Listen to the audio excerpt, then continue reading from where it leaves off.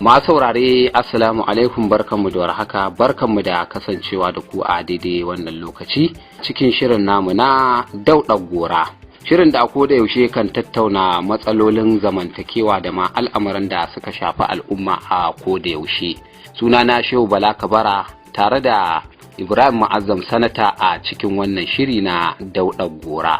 Malam Ibrahim, mune maka barka da shigowa wannan zaure a daidai wannan lokaci. To masu sauraro assalamu alaikum wa rahmatullahi ta'ala wa barakatuh. To masu saurare, a yau shirin namu na dauɗar gora, tunda batu ake na zamantakewa, a yau za a yi bincike ko kuma lalube da tattaunawa dangane da batutuwa da suka shafi tsakanin miji da mata.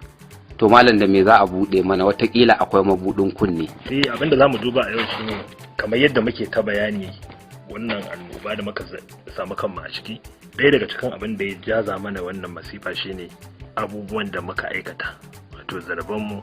da ayyukanmu da muka kasance muna aikatawa bai ma kasaba ta aidin nas, kamar yadda muka bayani a yanayin mu na ashirin mu na biyu a cikin wannan shiri. Kuma muka yi conclusion akan cewa babban mafita shine mu gyara kurakuranmu, sannan mu koma ga Allah gurin istighfari domin samun dace. Ɗaya daga cikin irin abubuwan da muka samu kanmu a ciki yau wanda muka shagala shine cin amanar mata da Allah subhanahu wata'ala ya dura ta a hannunmu, kuma manzon Allah sallallahu alaihi wasallama ya yi mana gargadi, ya yi mana jan kunne akan yadda za mu amalanci wayannan bayan Allah. Malam Shehu, idan ka dubi yanayin rayuwar mata musamman tun jahiliya kafin bayyana addinin musulunci, zaka ga wata rayuwa ce da duniya tarihi ya rawaito cewa mata sun ɗanɗana kuɗarsu sama da duk yadda kake tunanin yadda za ka iya suranta shi. Wata rayuwa ce suka yi ta a wancan lokacin na ƙangi da wahala da takura da kisgunawa da rashin yanci da rashin walwala ta ɗan adantaka, har sai da ta kasance a wancan lokacin mace ta zamto duk wanda Allah ya jarrabe shi ya bashi ita, to tamkar an ɗora masa wata masifa ce wacce zai ɗora hannunsa a ka ya rasa inda zai aje kanshi. Ana tozarta su, ana wulakanta su, ana gadar su kamar yadda ake gadar dukiya. Mutum yana tara mata a ƙarƙashin sa tamkar yadda yake tara garke na dabbobinsa. Ba a da wata bukata da ake da mata a lokacin sai biyan bukata, sannan kuma idan an gama biyan bukata da su ai watsi da su.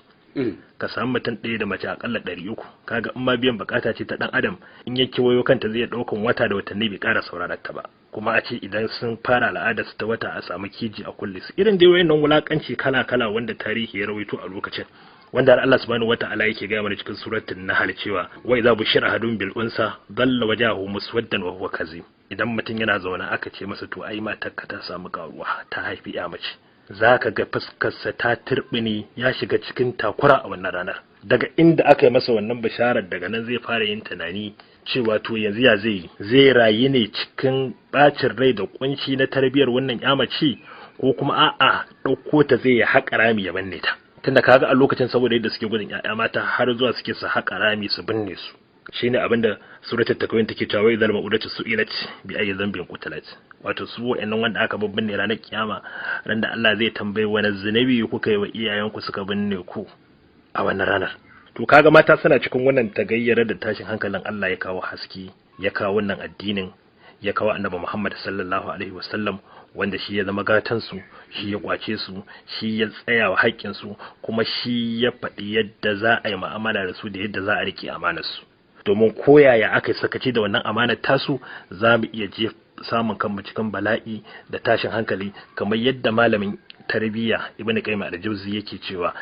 sakaci da sha'anin mata da barin rayuwar mata ta tafi wasarere yana ɗaya daga cikin abin da yake jawo fushin Allah, al'umma su samu kansu a cikin irin halin da muka samu kanmu a ciki. To kaga lokacin da manzon Allah sallallahu alaihi wasallama ya zo, sai ya nuna abin a misalci. Misali zai iya ɗauko jikanyarsa Umaima ya fito da ita, ya zauna da ita a majalisi, ya yi sallah da ita, ya tana riƙe a hannunsa, in zai sujjada ya ajiye ta, ya zo ya zauna da ita a majalisi. Yarsa Fatima ya nuna mata ƙauna, ya karrama ta, ya tashi ya je gidanta, ta zo gidansa ya tare ta. Irin waɗannan abubuwan da manzon Allah ya aikata a aikace, sannan alkur'ani kuma yana gaya mana ya ayyuhan nasu inna khalaqnakum min dhakarin wa unsa suratul fajr cewa ya ku mutane man halicci ku ne da mata da maza kaga babu wani bambanci duk gabaki ɗaya halittar Allah ce Allah ya halicci mata ya halicci maza domin niyyar a yi masa bauta da haka babu wani wanda yafi wani bambanci tsakanin mace da namiji inna akramakum indallahi atqakum wanda yafi tsoron Allah tsakanin mace da namiji shine wanda zai fi wani tsoron Allah manzon Allah sallallahu alaihi wasallam yake ce mana annisa'u shaqaiqur rijal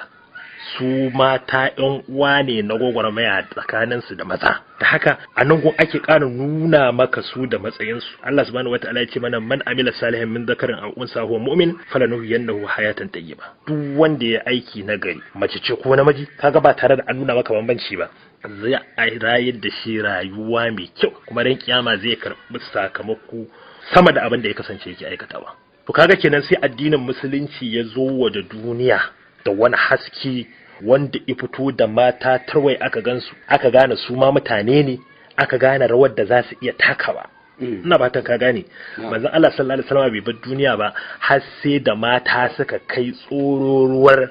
da suke yin kafada da maza gurin fafatukan neman lahira da samun dace kuma aka daina masa duk irin wancan kaskancin da tozarcin da ake musu sai yasa yau aka tambaye ka ba wane ne wanda yafi kowa zama gatan mata dan kwato hakkin mata zaka ce manzon Allah sallallahu alaihi wasallam sai yasa duk dokokin da wannan addinin na musulunci ya zo da shi zaka ga dokoki da na kiyaye martabar su da darajar su da tsayawa akan matsayin su domin rayuwar mu ta duniya ta kyau kuma rayuwar mu ta lahira ta kyau matsayin da bayan Allah nan suka kai ta kai wata rana manzon Allah sallallahu alaihi wasallam yana zaune da sahabbansa ya tambaye su ya ce wace mace ce mafi alkhairi kowa ya bada amsa wane ya ce kaza wane ya ce kaza duk gabaki ɗaya suka iya bakin kokarin su kasa faɗan wannan amsa annabi ya tashi rabu da su ba tare da ya faɗa masa wannan amsar ba ya zama asamin Ali bin Abi Talib Allah ya kara masa yadda bayan ya koma gida sai yake tambayar na Fatima yake kin ji tambayar da ma'aiki mana sallallahu alaihi wasallam sai Fatima ta ce to ai wannan macen da take mafi alkhairin mata ita ce matar da ba ta da gogayya da maza ba su da gogayya da ita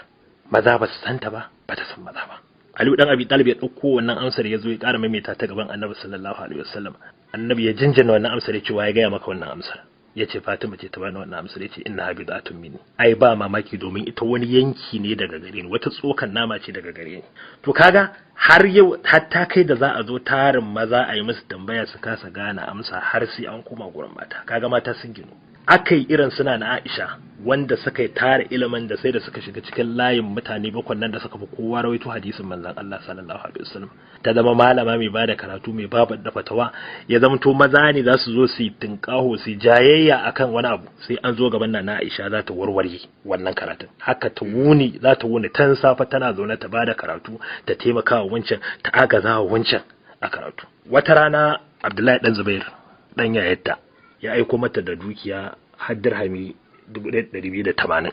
ya aiko mata tana zaune tana bada wannan karatun anna tamanna ana kai lalle yau fa Abdullahi dan Zubair mutum ne shi wanda zaka iya cewa ba mai hudajjan hannu ba yau gashi har ya aiko da wannan dukiya ga Allah ya aiko wannan makaranta wannan dukiya kai lalle kaza ka ana ta irin wannan zance sai Aisha ta ce a dauki dirhami 10 a bawa ne a dauki 20 a bawa ne a aika gidan uwar marayuwanci ana nan har lokacin shan ruwa yi sai ta gaya wa mai mata hidima cewa a kawo kayan shan ruwa ta kawo mata gurasa ta kawo mata ta ce to amma Allah ya taimake ki da kin yi bayani da wurin ayi da an hada da nama gurasa da mai kuma da nama aikin ga zai ma'ana tunda tan dazu naga kina ta sarrafa kin ga baki gaya min ba ka kudin hassan kare wato abin da nake so nuna maka shine hidimar su da addinin su da koya karatun su da tara ɗaliban da suke ya kai matsayin da irin bajintar da mahaifinta ya ringa yi a wancan lokacin na hidima da kyauta da taimakon addini hatta kai da yau bayan nan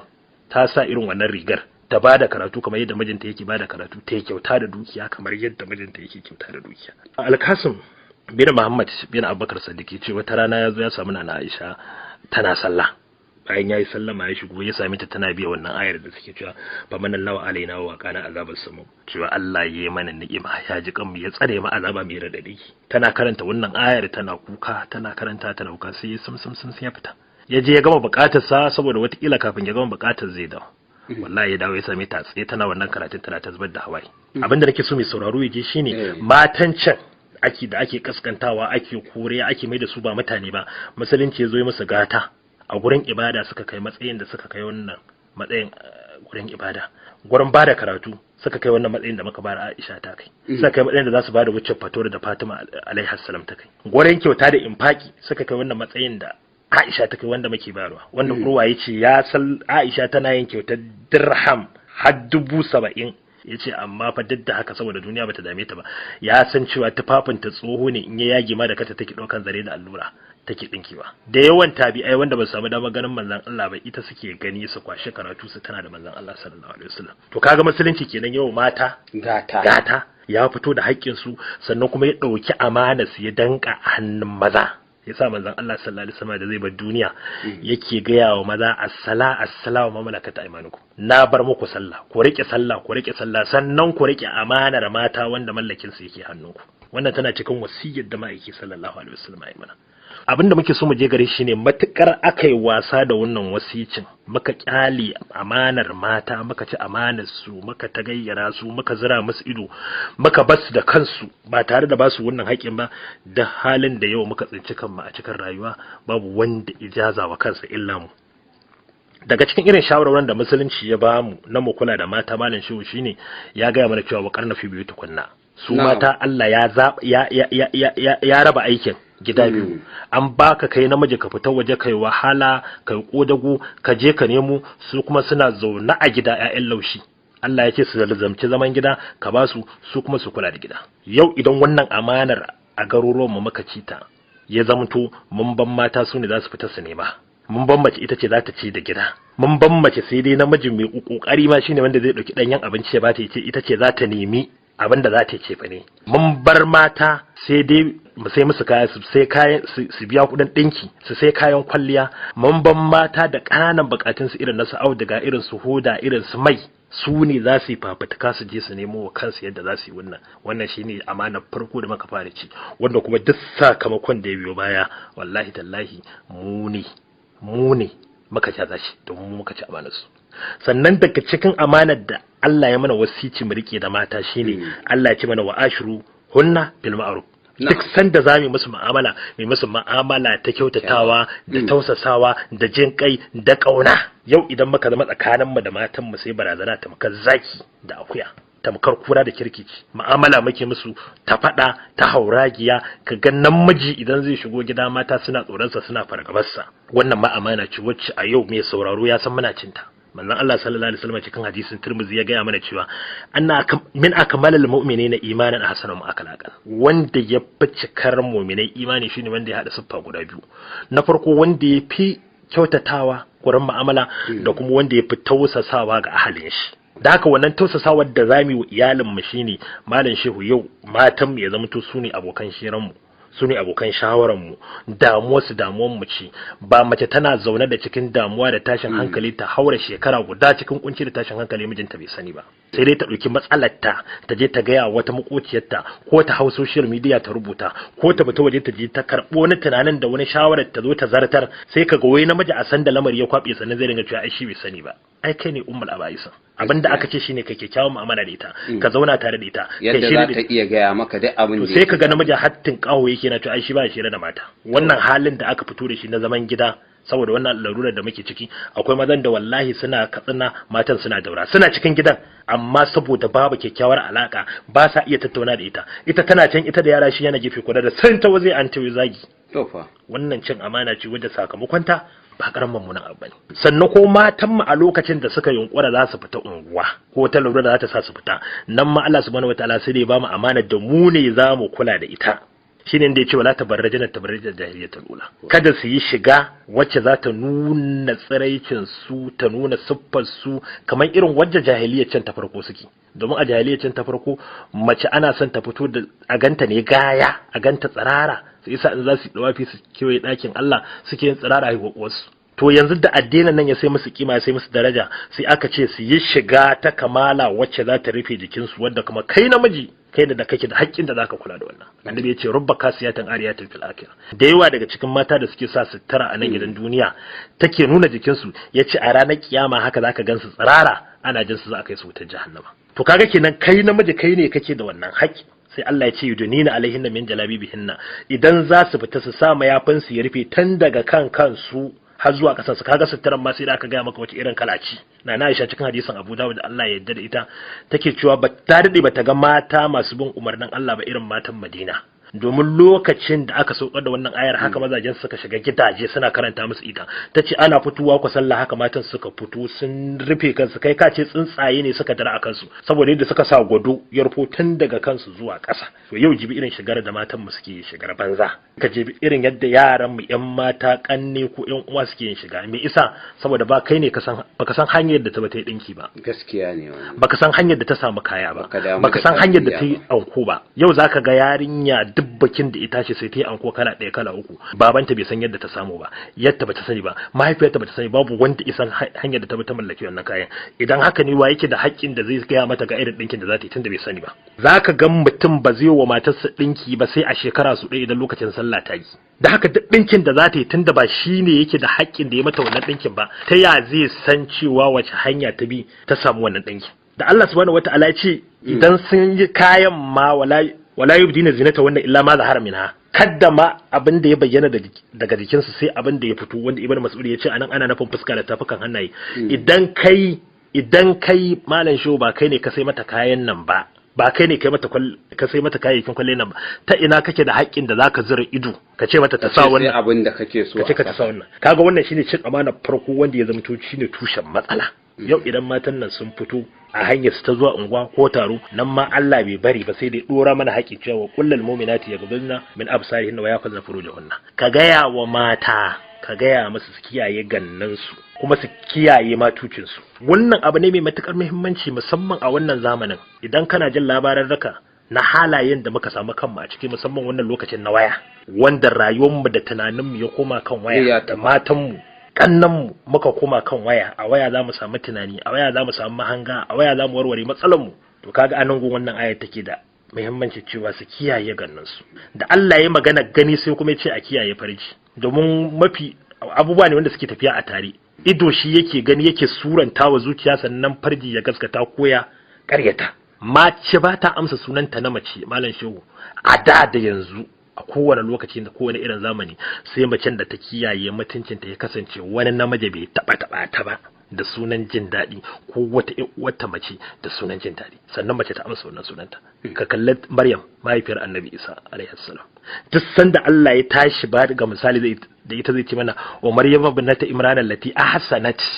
farja da Maryam in gidan Imran wacce ta kiyaye matucinta da haka wannan shine tinkahonta da Allah subhanahu wataala yake buga misali da ita domin shine cikar mace shine ta cika a ce babu wanda ya taba ta da niyyar jin daɗi sai mijinta da aure ya halatta musu kallon labarin Sara binta Harun matar Annabi Ibrahim alaihi salam suna tafiya da wannan mijin nata suka je gun wannan sarkin na Misra ya tsare su ya nemi ya fasikanci da ita wanda ɗabi'ar sa ce Sara ta yi sallah raka'a biyu tace Allahumma in kunta ta'lamu anni amantu bika tace ya Allah idan ka san cewa nayi imani da kai wa bi rasulika nayi kuma imani da manzanka Ibrahim alaihi salam wa santu farji kuma Allah na kiyaye matuci na a iya tsawon rayuwata babu wanda ya taba keta ni fala tusallit alayya hadha al-kafir kada ka ba wannan kafirin dama a kaina bayan ta idar wannan kafirin idan ya doso ta sai ya fadi ya suma sai dire haka har su hudu da karshe ce a fitar da ita wato kaga tinkahon da Sara ta yi a wancan lokacin malam shehu shine idan Allah ka san nayi imani kuma na kiyaye matuci na ka ji mutun kahon da Maryam ta yi da matsayin da Maryam ta kai a musulunci saboda kiyaye matucinta yau wannan cin amanar da muka yi mata ya sa sun afka cikin wasu irin kurakurai da ke ta alfarma wacce yau idan uba ya ji abin da ake shukawa a cikin gidansa wallahi tallahi sanda zuciyarsa za ta buga ya faɗi mata bai sani ba yau ta kai mana cin amana shimfiɗan mazajen aure wanda maza ba su sani ba yau ta kai ba babba za ka ga mace 'yar shekara 50 mace 'yar shekara 60 ta fada cikin wasu irin miyagun ayyuka wanda mijin bai sani ba ƴaƴanta ba su sani ba saboda tsabagin irin wannan cin amanar da muka yau abinda Bahaushe yake cewa ana zaton wuta a makera wai sai ka ganta a masaka wannan bazuwar ta harkar batsan nan ta mace ta nemi mace ta kai matsayin da ta samu cikin al'ummar mu ta zauna ta yi dirshan shan ta fada cikin manyan mata ta fada cikin matan aure wanda yau iyaye maza ba sani ba saboda mun ci amanar mata mun basu da kansu yau yayye maza ba sa la'akari da wannan saboda mun ci amanar mata mun basu da kansu malam shi idan mutum yana da hankali yau wasu abubuwan da suke bukata kaga tsagwaren kishi da rigima wanda zaka ga mace ta zo tana rigima akan mace wata ana kishi ana rigima saboda kaunar da take juna sama da irin kishin da yau maza suke yau zaka ga kana da kanwa ko kana da yan uwa amma duk saurayin da ya zo neman ta aure za ta bijire masa za su ce ba ruwansa da ita amma kullum burinta shine ta tafi gidan kawa yau zaka ga namiji ya auri mace amma tun da ya aure ta mu a irin cibiyoyin mu ana kama da irin wannan rahoton ba a da aiki sai rigima sai daro ana arjinu ne ta waye da ita ba zai ga tashin hankali ba sai ran da ta yi ba kuwa kawarta to a ranar ba zai ga kauna da kwanciyar hankali a yau ta kai malam shi saboda lalacewa al'ummar mu wannan harkar ta mace ta nemi mace ta kai ba kuwa za ta zo gidanka babu dangin iya babu dangin ba za ka ba su dama ko ka fita ka bar su baka shakka baka tunanin komai saboda wannan cin amana yau ta kai ƴaƴan mu mata da kannan mu babban burin su shine a ce za a tafi gidan baki inda za a je ai tarayya domin aikata irin wannan badala duk ka san me yake ja mana wannan cin amanar da muka yi da sha'anin mata muka zira musu ido sannan kuma al'ummar mu ba ta kallon kebewa da yake tsakanin mace da mace a wani abu ba ta daukan wannan amma ko ba mu la'akari da yadda ƴaƴan mu mata suke daukar tsatsauran mataki akan wayoyinsu saboda a wannan wayar za a koya musu yadda za su yi badalar su a wannan wayar za a sada su da wanda suke ganin sun musu nisa ba ruwan iyaye duk iyaye babu ruwan su zaka ga yarinya ba ta da aiki sai mu'amala da wayar wani ma alfahari yake yi ya je siyo musu da kansa ya kawo musu to sannan yara su kulla kansu su killace kansu suna ta amfani da wannan wayoyin da turo hotuna na batsa da tashin hankali masu firgita sha'awa duk wayannan hankalin mu baya kai saboda mun yi wasa rere da mata zaka dauki abu mai tsada ka sai wa yarka ko matarka kaga ta dauka ta ba wata mace ko ka dawo ka tare ta dauki sarkar ta kyautar ta ga wata mace ko ka dawo ka ga wata kyauta tana cewa wata mace ta baka tunani baka bincike baka tunanin menene ya jawo irin wannan yau kaga wai mace tana rawar jiki saboda ta ga wata mace tana siffanta ta tana faɗan siffofinta tana jin daɗin mu'amala da ita inna lillahi wa inna ilaihi raji'un me za mu gaya wa Allah wannan cin amana kadai da irin wa'annan abubuwan da muka ba su dama wannan zunubin yake samun damar gurban zama a irin garuruwan mu kadai sun isa sa Allah ya ci wato malam akwai wata al'ada ma da naga yanzu ta ma yi karfi a cikin matattaki musamman a unguwanni zaka ga malam zai yi wuya ka ga irin unguwanni musamman ma irin unguwanninmu na gargajiya sai ka ga an samu wani gida wanda kamar ya zama hedikwata duk macen da ta ɗan gama aiki sai ta zari mayafinta sai ta tafi wannan gida sai a je a zauna a tara daba sai ka ji fitintunu suna tashi wani lokacin ma a ƙofar gida yadda ka san maza haka za ka ga matan sukan taru a zo a zauna a yi ta shewa da sauransu in ma akwai ɗaki wanda ƙofarsa take kallon waje haka za ka ga dai matan nan sun zauna babu ruwansu kuma ka dinga mamakin ina ma mazajen suke shi sun san da wannan ko ba su sani ba wannan duk yana cikin cin amanar da muka dora kan ta kai a irin wannan guraren za su zauna mata suna shirar batsa suna kallon hotunan batsa a irin wannan guraren wacce da take da wata mummunar ɗabi'a za ta yi kokari ta koya wacce mata ta koya wacce mata saboda wasu daga cikin mazajen mu ba sa kula da haƙƙin matarsa sai san da shi buƙatarsa ta kawo shi da haka baya kula da buƙatar ɗan adantaka ta ita wannan macen da haka irin wa'ancan majalisan da ake shira a nan ne za a gaya mata cewa ai mace ma tana iya biya maki bukata ai kina iya kawo wani cikin ɗakin ki da haka irin wannan abubuwan wanda wasu ba za ma su faɗa a rediyo ba wallahi tallahi idan muka fito da su aka faɗe su yau zuciyarka za ta iya bugawa yau da za ka zuba ido akan irin wannan mu'amalar cikin gidanka wallahi tallahi abubuwan da za su bayyana za su iya nuna cewa ka fahimci cewa wannan amanar da muka ce ta mata yau ta jefa rayuwar iyalinmu cikin wata tsaka mai wuya wacce wallahi ba mu da mafita illa kuma zuwa ga Allah yau fa na gaya maka hatta kai mace za ta kirkire tafiya ta ƙarya wacce babu ita ta tafi ta kwana biyu ta kwana uku a gidan mace ba dangin iya ba dangin baba kawai sun haɗu ne ta social media ina kabar hadisin Abu Sa'id al-Khudri da Ibn Umar da Abu Hurairah wanda manzon Allah yake faɗa mana cikin hadisin Bukhari da Muslim cewa bai halatta mace ta yi tafiya ba da ta wuce tafiya ta balaguro face sai da haƙi sai da muharramanta duk mun yi watsi da wannan yau ta kai kanwaka ko yakka za ta tashi ta tafi ta je gurin wata kawa wacce bata santa ba a social media kawai su karu dan kawai aje ayi badala yau ta kai za a yi ƙaryar biki za a yi ƙaryar suna za a yi ƙaryar mutuwa za a yi ƙaryar domin a haɗu me muke so al'ummar mu ta zama manzon Allah sallallahu alaihi wasallama ya ba ma amanan nan ta mata kuma ya ja mana kunne malam shehu yace ma taraktu min ba'di fitnatin darru ala rijal minan nisa ya ce gashi zan tafi in bar duniya amma fa ban bar wani abu a baya na ba da yake fitina wacce za ta cutar da maza sama da mata. Me yasa? Saboda yadda suke da sauƙin hali da sauƙin sauya ra'ayi yanzu zaka ja su. Sai yasa annabi ya sa sharadi yace duk mutumin da ya haifi ƴaƴa mata guda biyu ya kula da tarbiyyar su ya aurar da su to za su zama masa garkuwa daga shiga wata jahannama. Me yasa? Saboda wahalar da take cikin gurin renan su da tarbiyyar su da kula da hakkin su. Amma yanzu mun yi watsi da bayan Allah nan, mun ci amanar su, mun kyale su a hannun wayoyin nan na zamani, wanda yau a ce macen Bahaushe yan shekara 60 shekara 50 wata mai tarin iyali ta kai matsayin da za ta yi badala, za ta iya fita ta je wani guri, za ta iya gayyato wani sa'an ɗanta ya zo gida, ta kai yau mace za ta iya zuwa ta yi alfa mace wai ta kalli wata mace ta yi sha'awar ta ko ta biya bukata da ita saboda masifin da muke gani a fina-finan turawa. Mu kaga a nan gun wayoyi ba su zamto mana alkhairi ba. Manzo Allah ya ce mana fattaqud dunya wattaqun nisa fa inna awwal fitnatin bani Isra'il kanat fin nisa. Yace wallahi ku ji tsoron Allah, ku ji tsoron duniya, ku ji tsoron mata, domin farkon fitinar banu Isra'ila ta zo musu ne ta hanyar mata. Da haka yau abinda wannan shirin yake fara magana a kansa shine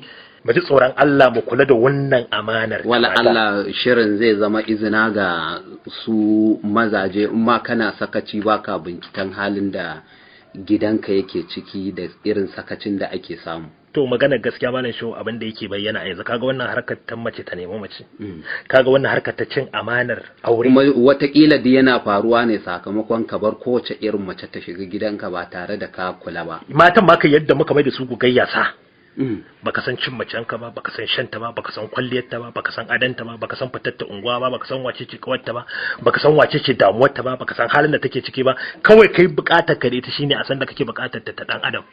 ka biya bukatar ita ka tafi ka barta. Da haka ta tafi tana nema wa kanta mafita, waya tana mata jagoranci. Matan mu suna afkawa cikin masifa wacce wallahi wani yau a yau idan ya ji abin da yake faruwa ina mai tabbatar maka jininsa daga yau zai hau, kai ba jini ba ruwansa masu ya hau. Wallahi ciwon zuciyarka a yau zai baka. To mu gane mu karatun ta nutsu, mu dawo mu ɗauki wannan amanar da Allah subhanahu wata'ala ya bamu. Wada man Allah ya gaya mana wa yuridu alladhina yattabi'una shawata an tamilu mailan azima cikin nisa'i. Kullum mutanen da suke karkatattu suke batattu burin su shine a fito da wata,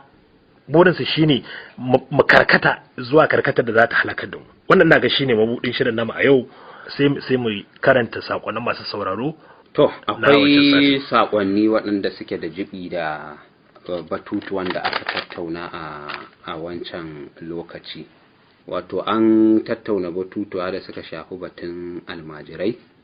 wanda daga cikin waɗanda suka turo mana da tambaya sai wani yake cewa duk da dai bai rubuto sunansa ba, ya to sai ku yi ƙoƙari ku 'yan jarida ku rika daurewa kuna kau da ƙiyayya idan kuka faɗi matsalar mu almajirai sau 1000, to kuma idan muka faɗi matsalar talakawa sau 1000, to sai kuma mu rintsa ido mu faɗi alkhairi ɗaya a kansu su talakawan. To wannan masu sauraro ne za su yi mana adalci. Lalle wannan teburin a haka yake ko ba haka yake ba. Wannan ya ce assalamu alaikum, wannan yana daga cikin abin da yake kawo mana ci baya arewa. Mafi yawan rayuwa almajirai rayuwarsu manufarta kaɗan ce a wannan zamani, saboda idan aka ce sata, 'yan daba da kashi a kango,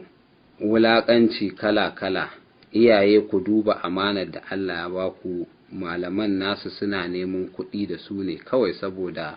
a birni su nemo musu kuɗi, a ƙauye su yi musu noma. To iyaye ku duba, kowa dai yana son rayuwa mai manufa, me kake yi, me za ka zama, don yanzu ba batun zaman tsammani a wannan zamani. Allah ya ganar da mu, Allah ya ƙara muku ilimi da zaƙulo shirye-shirye masu amfani. Arewa rediyo daga Haruna Tunga, layin Balaraba Sile. Muna godiya. Haka malam Dalla da baban mai basa shi ma ya aiko mana da sako yake cewa to su fa gwamnati ta san cewa menene kifi na ganin ka mai jakkuma.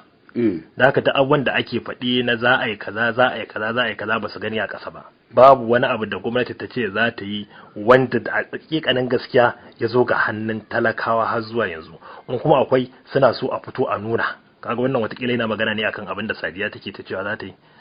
Na ciyar da almajirai na bada tallafin 20,000 na waye da sauransu. wanda talakawa suna ta korafi akan irin wani. na'am akwai kuma wanda ya ce shi ya haɗu da wani yaro almajiri ɗan ƙarami ya ce kai me yasa aka kawo ka bara ga ka wanki ma ba za ka iya wa kanka ba, sai yaron ya ce wai babansa ne zai ƙara aure to kuma ɗakin da suke kwana a nan yake so ya saka matar, shi yasa ya ga ba mafita sai dai turo su almajirta. Ai fatan da nake ita Arewa rediyo ana jin tare a cikin karkara ko su kaga mutanenmu na karkara su fa gane cewa yanzu zamani ya sauya. Wannan kadai amanar da Allah ya ba su ta ƴaƴa aka ci amanar ta aka zo ake tozarta ƴaƴansu abin ni ka gane ƴaƴansu ne kashi a kango ƴaƴansu ne kaza ƴaƴansu ne kaza ya kamata su ji tsoron Allah su killace ƴaƴansu guri guda su nema ƴaƴansu ke rayuwa mai kyau wacce Allah zai musu tambaya akai tunda kullukum ra'in wa kullukum mas'ulun an ra'iyati. Allah zai tutsa su gaba ya tambaye su akan ya suka gudanar da wannan amanar da Allah ya ba su. Manzon Allah ya ce ya ishi mumini zunubi a ce ya ci amanar wanda nauyinsa yake kansa, ya ishe ka zunubi ran kiyama a ce yau matarka ko ɗanka ka ci amanarsa. Da haka lalle iyayenmu na karkara ya kamata su gane cewa rayuwar nan fa da yaya suke fuskanta fa abin ni fa ta garari ce ta tashin hankali ce, su ma ya kamata su yi wani abu. In har ɗanka ne da kake ji da shi ɗanka malam shehu da ka haifa a wannan zamanin na corona ai ba ma sai wani ya tirsasa ya ɗauko maka shi ya kama ka shi ba. Ya kamata da kanka killace shi a gaban ka, ya kamata da kanka ɗafa ka gani ɗafa. Ina ganin malam shehu kafin mu ci gaba da karantawa wayannan abubuwan da muka kawo muna bawa magidanta da yayye su sanya ido akan wa'in abin da za mu ɗan lissafa na rayuwar yan uwanmu mata, domin alal aƙalla mu taka barki na wasu abubuwa da suke faruwa wanda na gaya maka ba za su faɗi bane ba na rediyo bane, amma a cibiyoyinmu na ba da shawarwari da waye da muke karɓar irin wa'in abubuwan muna da misalai wanda ba za su faɗi a rediyo ba. Shawarar farko da muke bayarwa shine a sanya ido kwarai da gaske a gurin cuɗanyar mata da maza. Wani namiji da yake yawan shiga gurin iyalinka yaro ne babba ne matashi ne a unguwa yake, a sanya ido kwarai da gaske wanda tuntun hadisin Bukhari da Muslim annabi ya ce mana iyyakum wadkhul ala nisa. Ina jan ku ne ina muku gargadi a yawan shiga guraren mata da shiga gun mata. Hasabai suka tambaye shi to manzo Allah me kake gani akan alham kanin miji yace alhamba almaut yace kanin miji ai wannan shine bala'in ma. To kaga kenan idan kanin miji wanda yake da alaka da miji manzon Allah zai gargadi a kansa, yanzu me yasa za mu bar gidajen mu wasarere kowane namiji zai iya shiga ya mu'amala da matarka, zai iya kulla mu'amala da ita, zai iya karɓar lambar wayarta, zai iya WhatsApp da ita, zai iya raka ta unguwa, zai iya kai ta unguwa. Kowace mace za ta iya zuwa gidanka baka santa ba baka san daga inda ta zo ba, ta zo ta yi mu'amala da matarka ta tafi gurinta ba ka da dalilin da malam masifan ma da ta fito yanzu da yawa daga cikin matan ma sai su fake da tallan magani ko wani abu makamancin haka, ƙarshe sai kaga suna kawo matan kayan shaye-shaye ana kulla wasu abubuwa. To duk wannan ba sakacin mazan bane wanda abin da yake faruwa a gidanka an sha arjal qawwamun ala nisa. Gidan nan fa kai ne mas'ul, kai ne kake jagorancin sa, amma duk abin da yake faruwa a gidanka baka san da shi ba. Kuma wato malam yanzu lamarin ya kai wani intaha. Yanzu idan aka ce maka mutum ya gina gida a unguwa watakila yana bako ya da cikin unguwa, to zaka ga cewa a yayin da ya dawo din nan zaka ga mata suna ta kokarin tururuwar shigowa sai su kulla alaka da matarsa. Sannan kuma wani abu guda ɗaya idan ka zamanto miji mai kiyayewa wanda ba ka bari a shiga gidanka sai ga hatta ita kanta matar ana gaba da ita, ana maganar cewa ba ta son jama'a, wanda kusan sai kaga kaman wasu gungu ne na mata a dukkanin unguwanni in baka shiga cikin wannan kungiyar ba to kawai za a ware ka ne a dinga ganin kai. Ai balagaggiyar adawa ce tsakanin mutumin kirki da mutanen banza. Inda ka zo karke kokarin aikata wani abin kirki to shi ko mutumin banza zai kulla adawa da kai, ko ka sani ko baka sani ba, ko ka san dalili ko baka san dalili ba. Haka irin wannan matan da suka gina kansa akan wannan rayuwar, duk macen da suka gani ba kwa za su yi kokarin ta shigo cikin su, in kuma ta kira ta zama abokiyar adawa. Akwai fa na kirkin wanda mu'amala ce ta makaranta, mu'amala ce ta karatun addini, mu'amala ce ta kaza, amma wannan bala'in ya shigo cikin al'ummar mu kuma ya samu gindin zama. Sai yasa muke gaya mazaje su ji tsoron Allah, su rike amana kuma su kula da mu'amalar da take gidajen su. Sannan malam shi harkar nan ta gaisuwa da ake yi, mu al'adar mu ta Bahaushe daya ake gaisawa tsakanin namiji da mace. Mun san magana mace ta miƙa namiji hannu ko namiji miƙa mace hannu. Na Aisha ta ce mana wa ma massat yadda Rasulullahi sallallahu alaihi wasallam yadda imra'atin la yamliku, annabi sallallahu alaihi wasallam hannunsa bai taba hannun wata mace wacce bai mallake ta ba. ka gane hatta mace da mace malam shehu da aka fito da gaisuwar mace in za ta gaisa da wata mace sai ta rungume ta sai ta kwakume ta wata sai ta yi kisan dinta wannan ba al'adar mu bace ba addinin mu bane ban san da wannan ba lallai ya kamata mazaje da yan uwa su zara ido duk wacce suka ga uwarsa tana irin wannan gaisuwar da wata ta kwakume ta mace ba za ta iya zama kusa da wata mace ba sai ta kwanta sai ta dura mata hannu aka sai ta dura hannu a kirjinta sai ta taba ina wannan ba al'adar mu bace ba al'adar mu bace sannan tufafi da yaran mu suke sawa da wanda matan mu suke sawa su fita unguwa da shi na zahiri ma kenan wanda muke gani wallahi tallahi dole ne mu sa ido akan sa annabi cikin hadisin muslim ya ce mana sunfani min ahalin nan lan arahuma yace akwai siffa na mata yan wata wanda ni dai a iya rayuwa ta ban taba ganin su ba yace akwai mace wacce zaka ga ta sa tufafi gashi a zahiri tufafi ne amma kuma al'aurar ta a bayyana take to kaga dole ne iyaye su iya bakin kokarin su gurin ku an fasa kuma alaikum nara ku tseratar da kanku da iyalinku daga shiga wuta wurin sa irin wannan suturorin kadda ka bari kanwarka ko yakka ka fahimta saboda an maida iyayenmu dattijai da suka kwana biyu yan aiki ballan ma ake shiryawa lokacin yarinya za ta ci za ta bar wayar ta daidai karfe 3 ki kira ni 3 tana yi za ta tashi in an bugo wayar sai baba ta daga ina wance gashi ka zaka ce to a gaya mata da haka da ta dawo da ban gaya maki ba zan tafi kaza wannan matan su yaran mu na zamani suke to ai yar aiki ai baba ta yar aiki ce da haka ga yadda zaki isan min da sako sai ta fita ka bance ni sannan matan mu yau idan za su tafi unguwa malam shehu ba maganar ma tambaya a da ni ake neman izini sai ta je wani lokacin taimako ko bayan ta dawo ta ce na fa leƙa gida kaza mai imani ita ce wacce za ta tambaye ka za ta je unguwa gida daya ta je gida 10 in ka dawo ta ringa baka labari ai ko naji an yi kaza a gidan Suwali naji an yi kaza kaga labari take baka ba izini take tambayar ka ba lokacin ma da za a tambaya da yawa daga ciki zaka ga kamar labari ake ba labari ake baka izini ake shi ko gogan naka kawai ya zauna da lokaci an gama komai tukunna sannan sai a ce maka za ni gidan to mulkin ka ne fa haƙƙin ka ne fa ka kula da wannan baiwar Allah ba idan tabbata ko kuma tunanin ta yaje ta shiga wani sabga daban yau muna kuka matan mu sun shiga shaye-shaye hatta matan aure yau muna kuka matan mu sun shiga wannan mu'amalar ta mace ta neman mace sun shiga cikin sa yau muna kuka ana cin zarafi na cin amanar aure mace za ta gayyato wani namiji tana kazamar mu'amala da shi za ta fita waje muna kuka da irin wannan matsalar idan ba mu gyara irin wannan matsalar ba wallahi tallahi muna yaudara kanmu ne da wannan abin da zaka ga mace tana gidan mijinta fa tana zaune tana wari tana duri amma kuma in za ta fita waje ta gumbada turare bayan manzon Allah sallallahu alaihi wasallam ya ga mana tun hadisin Abu Musa al-Ash'ari cewa tun macen da ta gumbada turare dan maza su ji to wallahi za a rubuta ta a cikin mazana ta ran kiyama za ta tashi ne a cikin mazana ta wannan ba damuwar mu bace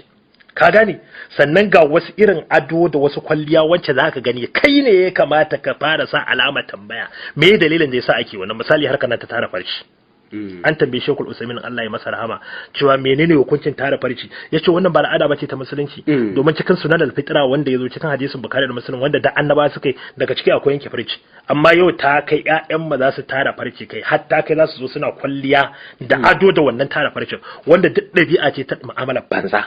ka gane ta kai da wani sauyi da zaka ringa gani matarka ko ƴakka ko kanwarka tana yi misali fata wannan harkar ta balitin kaga yarinya ta canja daga ba ɗaya da yadda take ko huda wani bangare na hanci ka gane ko kaga kafarsu suna sa sarka ko suna sa zobe a kafarsu ka gane ko kaga mace tana kwanciya tana yawan bacci wanda ya saba wa al'ada ko kaga mace tana zama tana yin shiru ba tare da tana son kula kowa ba ko kaga mace tana rayuwa cikin kunci da damuwa ko kaga ta zama mai yawan sauran fushi ko wacce zaka ga ita kadai ta zauna tana babbaka dariya kamar mahaukaciya ko kaga ta sanja abokan mu'amala ko kaga tana yawan son komai nata ya zama sirri mu'amalar ta sirri wayar ta sirri kawar ta sirri ba ta son wanda ya sani duk wannan alama ce ta cewa in ma ta fada kan cikin wayancan masu shaye-shayen ko kuma ta shiga wancan mu'amalar ta su ta mace ta neman mace wanda mu hankalinmu baya kai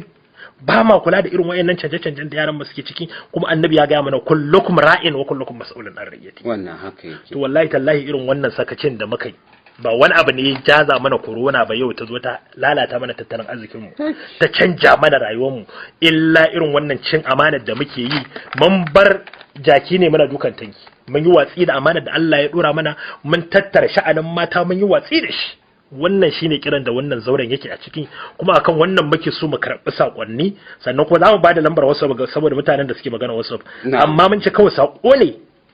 musamman akan abin da muke tattaunawa yanzu wannan haƙorafi yake mun wai in an kira lambar mu ba ta samu to waye ce kira ko yake gaya masa kira abin da muka gane mutane ma suna karya ka'ida muke kashe wayar to in muka zo fitar da shiri shi kenan sai mu kunna sako ya shigo mu karanta so shine magana muna maganar akan a turo mana sako ne ba haka muka ce a kira ba haka mai WhatsApp za ka yi mana magana ne ta WhatsApp mu baka amsa ko kuma kai mana wani ƙarin haske ko ka gaya mana wani abu wanda watakila hankalin mai bai je ba na gaya maka wani ya je cibiya ta ja babba ta ja'in yana neman lalle dole ne sai ya zo an yi magana ce masa to ai ba sako muke turowa ba ka faɗa mana ra'ayinka yawwa sai mu tura ka turo sako ka faɗa yawwa babu maganar sai ka zo ka haɗu da mutum baka da baka yawwa idan WhatsApp din ne zaka iya turo mana a 0703861722 in ka turo mana wannan sakon kai mana magana to ba kira maka ce kai ba insha Allah za mu saurare ka za kuma mu karanto abubuwan da ka turo mana mu ƙara karanta sakon nan kafin ko mu wayi corona to malam daga cikin sakonni akwai masu fatan alheri da yawa to kuma ka san saboda yanayi na shi kansa shirin sai masu saurare su dai yi mana afuwa kasancewar rashin karanta waɗancan sakonni to daga abba rijiyar lemo ce Allah ya sa a gama lafiya wallahi tsarin da gwamnatin Najeriya take bi wajen yaƙi da corona shine yasa mu talaka muke nuna ba mu yadda da covid-19 din ba to amma mun san gaskiya ne kawai muna yi ne saboda ba sa kyauta mana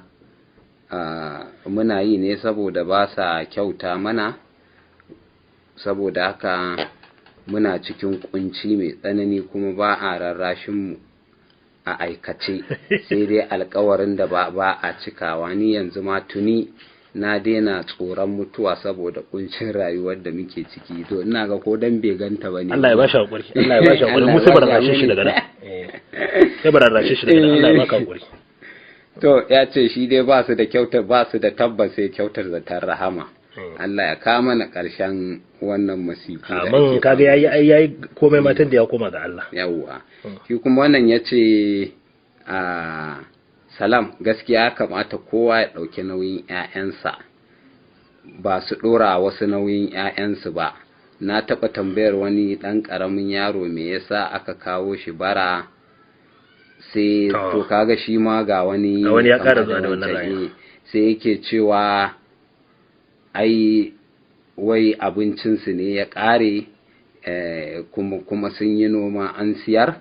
shi yasa aka turo su bara su zo su nemi abinci to kaga ba karatu ma kenan aka turo su ba neman abinci suka zo to mu dan taba koronar kafin mu koma ga masu sauraron na'am malam shehu na farko yau za mu fara da godiya ga Allah domin kaga a lissafin da ya fito jiya shine jihar Kano ba a samu kisko na mutum daya da yake dauke da wannan annoba ba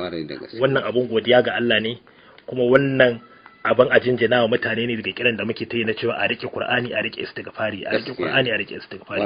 kuma su ma shugabanni da suke wannan aikin ba dare ba rana wallahi dole ka jinjina musu a nan gwa kamar yadda ake zama ake fito da kurakuransu nan ma dole ka jinjina musu domin aikace-aikacen da gwamnati take abin da ya kamata kenan mu dinga kalla in mun kalli can mu kalli can aikace-aikacen da gwamnatin Kano take yi da kuma wannan kwamitin da fada shugaban kasa ta turo lalle ana ganin tasirin sa in ka kula hatta yawan mace-macen da ake samu a kwanakin baya ya yi kasa na'am ka gane hatta magana gwajin nan da ake samu abubuwan nan zamu iya cewa tabarakallah fatan da muke a ci gaba a haka kuma idan aka tafi a haka manna tunanin a kwana a tashi wata rana wannan dokan ma gabaki daya za a zo a janye ta mutane su fito su walwala kamar yadda suke ta nema ina fatan ka gane kawai su dai mutane abinda muke kira gare su shine su iya bakin kokarin su gurin bin waɗannan dokokin na kokarin sa wannan takunkumin malam shehu na fuska da kokarin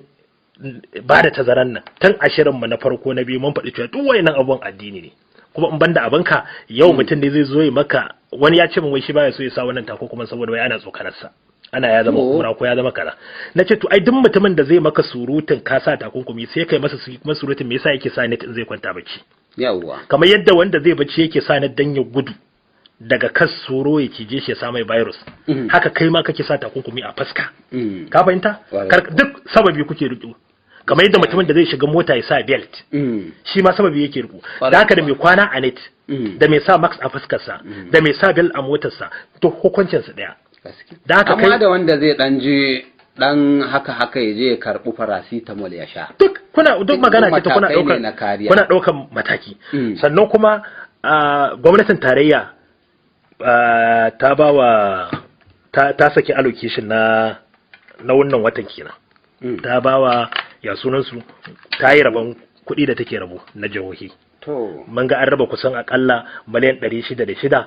da miliyan 900 wanda aka raba wa jihohi da gwamnatin tarayya da me yasa muka kawo wannan labarin a nan gwan shine saboda mai kira da ragowar gwamnatoci. Mun ga gwamnati Zulum ya ba da umarnin a biya albashi. To lallai muna kira da ragowar gwamnoni ma su ma su yi kokari su ga sun biya ma'aikata albashi tunda lallai dai kuɗi sun shigo hannu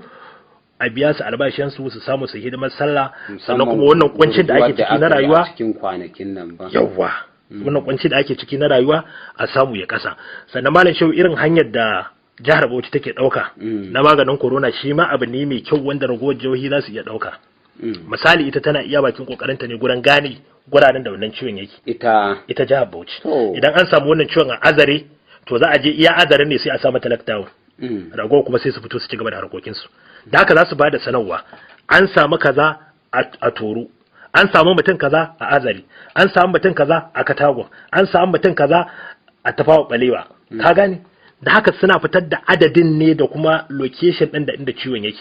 da haka inda aka ga akwai buƙatar a sa lockdown sai a je iya wannan gun sai a kulle shi sai a kulle yawwa to yadda mutane suke ta kukan nan na matsar rayuwa da kuma yadda mutane ana ta taimakon nan suna tunanin baya zuwa hannunsu idan da yiwuwa muna ba gwamnati shawarar cewa ta yi tunanin sassauta dokar da kwatanta irin wannan tsarin na Bauchi State wanda muna ganin abu ne mai kyau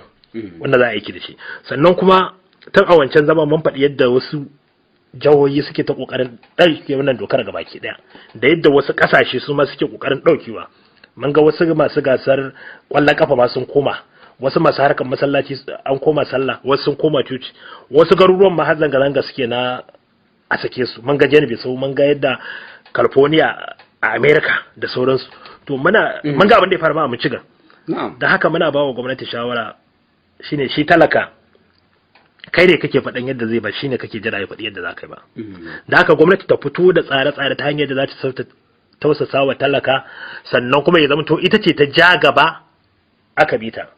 kada mu kai matsayin da wai shi talaka shine zai zo ya gaya wa gwamnati cewa ga yadda zai kuma gwamnati dole ta tassasa ta bi shi ina ba ta ka gane daga sanda aka yi haka to sai wuce wakar ta dan kwairo ta zo talaka bai san talaka ne ba gaskiya kabanci me nake wani lokacin talaka bai san talaka ne yawa kamar da dan kwairo yake faɗi to kamar ragowar jihohi kaga talaka ne suke matsan lamba da zuwa da wasu rayuka sai gwamnonin su bi su to lallai muna kiran gwamnonin da basu ɗauki irin wannan matakan ba sai taka tsantsan kuma su duba su ga menene wanda idan an yi shi yadda shawarwarin masana za su faɗi cewa wannan abin ba zai haifar da cutarwa ba ko ba zai jawo asarar rayuka ba gwamnati ta yi mu MB ne da izinin Allah mun san cewa wannan abin lokaci ne da shi kuma kamar yadda na gaya maka shugaban gwamnatin tarayya ita karan kanta a ranar 15 ga wannan watan na 5 ta fitar da sanarwar cewa amfani da wannan max din ya zama wajibi ya zama jazaman kaga a ƙasa ya zama dole a Kano ya zama dole da haka lalle mutanen mu mai kokarin kwatanta ban doka gwamnati ta samar da miliyan 1 ƙananan hukumi suna ta bi suna raba loko talaka mu ma sai namu tailolin mu ba su shawarar su danka mu fara kwatanta wannan abin shine abin da zai ƙara tabbatar maka da wancan abin da muke faɗi na cewa da izinin Allah mutanen Kano a shirye suke su bi doka kuma gwamnati za ta ga wannan daga ƙarshe za ta sake mu sannan irin wancan hasashe da ya sunan su majalisar ɗinkin duniya suke na cewa misali mutum miliyan 250 za su kamu da corona a Afirka mutum miliyan kaza za su mutu zaka ga duk wannan abin Allah ya hana shi tasiri akwai wani kanina da muke tattauna da shi a yanzu haka yana can a Dubai sai nake tambayarsa cewa ya maganar yanayi a can yace to kowa da ya fito yana dan harkokinsa babu laifi nace to amma an saka matakan tsaro ko yace akwai matakan kariya sosai da sosai har ma yake bani labarin cewa idan ka fito babu mask ina jin ko da daddare ne ko da rana dai gaba ɗaya dai haka zai ke cewa za a ci taron mutum dirham 1,500 kaga an kara kan 500 ai wancan zama mun ce dirham 1,000 to kaga sai yake mun misali yake cewa waɗannan kuɗin fa dirham 1,500 ya fa kama wajen 170 tashin hankali a can birnin Dubai to duk wanda ya fito ya karya dokar saka mas ɗin nan abin da suke cin tararsa kenan. To ni yanzu abin da nake ga maka yadda 'yan kasuwan mu suka matsa a fito kasuwa, yadda mutanen mu suka matsa a je masallaci a yi sallar juma'a a wayi, idan gwamnati ta sassauta ta ce ta yadda amma a sa dokokin nan gani nake fa kamar mutane za su bi. Kamar mutane za su bi. To ai idan gwamnati kusan ina ganin idan kaga talaka suna wasarere da doka to ai laifin watakila masu saka doka ne. Yau shine abin da muka faɗa wancan. Karki talakawanka da kyau. Ai kaman kiran da muka yi ne a wancan lokacin. An saka abin da ake kira lockdown tsare mutane a gida. Amma haka kurin gwamnati kuma an je an bugo wani kati wai na shaida. In ka zo 'yan sanda suka tare ka sai ka nuna wani ba shi da aikin yi to kaga mahukunta su suka fara karyawa. To kaga wannan dole ne. Nake in likita ne kai ko dan sanda da amma can kana da abin da zaka iya nunawa duk inda ka je. To akwai to shine abin da ake cewa sallah daga liman take baci. Da haka mu abin da muke cewa ka riki talakawanka da kyau. Ka sa su hanyoyin musulunci in kuma sun kiya ka ba su kashi talaka bai san talaka ne ba ji dan kwairo da haka idan gwamnati ta sassauta wannan dokar ta ba ma wannan dokoki na mai tabbatar maka talakawa za mu iya bakin kokarin mu gurin bi wanda ya ce ba zai yi ba kuma idan gwamnati ta dauki mataki a kansa wannan ba mu ga laifinsa ba sannan kafin mu koma dai ga karanto sakonnin masu sauraro muna ƙara kira ga gwamnati domin an fara samun ci gaba na masu maganin gargajiya da suke kirarin cewa suna da wannan ciwon akwai Dr. Muhammad na Yobe wanda shi har ya kai maganin sa ma an riga an karba akwai gwamnatin Jigawa da ta ce tana kula da kuma nan mun fara kenan ya kai maganin sa ma yanzu yana kan matakin gwaji gwamnatin Jigawa ta ce ta tattara masu maganin gargajiya suna kokarin samo magani mutanen Sokoto wata mata ta fito ta yi kirarin cewa ita tana ma da maganin biyu Zaria ta ce kwanan nan za ta fito da nata maganin Madagascar an kawo maganin ta hanyar girman shugaban kasa ya karba shi ma ya ce a gwada to kaga mu ma ne masu magungunan gargajiya na Kano ba ku cika mu gidajen rediyo da talla ba ka gani ne wani mai maganin kaza ne wani kaman yanka da kasa ne duk mai maganin gargajiyar da yake ganin cewa karansa ya kai tsaiko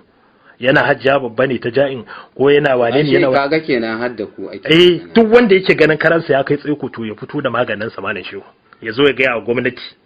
ya ce ga maganinsa ya fito da shi a karba a fara gwadawa ko muna kira ga gwamnatin jihar Kano ta samar da kwamiti na musamman wanda zai fara karbar irin waɗannan magungunan namu na gargajiya ka gane wanda su ma za a fara gwada su tunda wannan ciwon alamun sa yadda yake nuna kamar yadda shugaban hu yake faɗi ya zo zama ne ba ya zo tafiya ba to mu koyi zama da shi kamar yadda sauro maka koyi zama da shi ta hanyar sa net to haka za mu koyi zama da corona ta hanyar sa mask ta hanyar shafa sanitizer ta hanyar social distance da sauransu Allah ya samu dace masu sauraro me suka ce to a wannan daga Dalhatu Muhammad yake cewa to Arewa Radio mu ne muku fatan alheri gaskiya wannan shiri yana faɗakar da mu kuma muna ƙaruwa sosai da sosai fatanmu da mu talaka da gwamnati kowa ya kalli inda yake da matsala ya gyara Usman Abdullahi Mustapha Alfundiki ya ce ina yi muku fatan alhairi me zai hana a koma tsarin da kamar yadda sarakuna suke iya sanin duk waɗanda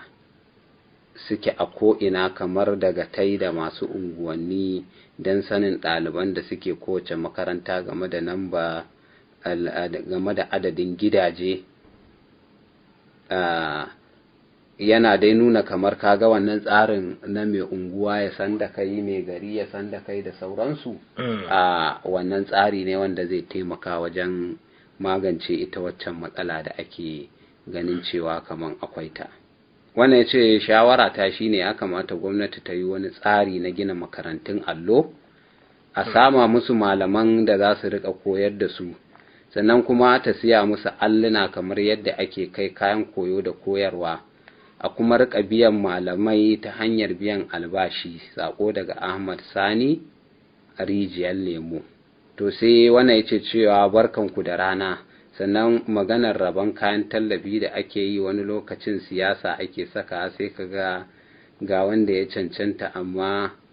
ba za a bashi ba to wannan ai ba musamman a muhallin da take ba ko yawa wannan yace assalamu alaikum barkanku da rana ina yi muku fatan alkhairi kuma suna na Jibril Ismail Fulatan sannan ni ana wa ganin abin da ya kamata a yi shine a tsaftace harkar nan ta almajirai, ba wai a ce gaba ɗaya za a hana harkar ba, domin abu ne wanda ya samu asali. Ba ina jin dama gwamnati ba wai hanawa za ta yi ba ko? Ba maganar hanawa da tsari dama aka ce za a yi domin a rage matsalolin da ake fuskanta. Wannan ya ce Yahaya ya ƙaraye, ya ce a gaskiya kamar yadda gwamnati ta kawo tsarin boko, to a gaskiya dole ta tashi tsaye ta taimaka. To wannan shine dai 'yan sakunan da muka samu muka fito da su. Sannan wani yake cewa Allah ya saka muku da alkhairi, ya ce malam idan su kansu idan suka je gari su dinga bin ƙa'idojin da ya dace, wato yana nufin kamar malaman makarantun allon kenan, wajen manyan gari daga Sadiya, Sani, Shu'aibu, garin malam. Na'am. Ai malam gaba ɗaya ma mun cinye malo. To abinda muke cewa shine daga ƙarshe masu son su magana da mu ta WhatsApp za su same mu a 07038617272. Sai kuma wanda suke turo mana personal account ɗinmu na Facebook, wasu kaga anan suke ajiye sakonninsu. Na'am. Nan matan da muna sa topic din, in kuka sakin Ibrahim Ma'azzam Muhammad account ɗina kenan, idan kuka sa message din anan shi ma insha Allah za mu karanta. Sai a karanta kwarai. Sati mai zuwa da izinin Allah, ba sati mai zuwa ba kai, zaman mu na gaba za mu zauna ne kamar yadda al'adar shirin nan ta fara, ka san muna ɗauko tarihi. Na'am. Za mu ɗauko asalin rayuwar Bahaushe tun kafin zuwan addinin Musulunci, wayya muke da lamarin mata ne. Da irin wannan sakacin da wannan cin amana, ko kuma daga baya muka tsare shi. Gaskiya. Mu zo har zuwa wannan zamanin da muke ciki, sannan mu bada mafita. Fatan da muke Allah ya sa mu dace. Assalamu alaikum wa rahmatullah. To masu saurare, anan muka ka ƙarshen shirin namu na Dauɗa Gora. Shirin da a koda yaushe kan tattauna kan matsalolin da suka shafi al'umma, matsalolinsu da ma kuma yadda ya kamata abu domin warware su waɗannan matsaloli. Kada dai a manta, lambar da za a turo mana da saƙo banda kira shine 09045412661, 09045412661. To mai saurare, a madadin Ibrahim Ma'azzam Sanata da kuma Bashir Sarki Abdulkadir da ke tacewa ya kuma sada mu da ku a daidai wannan lokaci, ni Shehu Bala Kabara nake cewa a huta lafiya.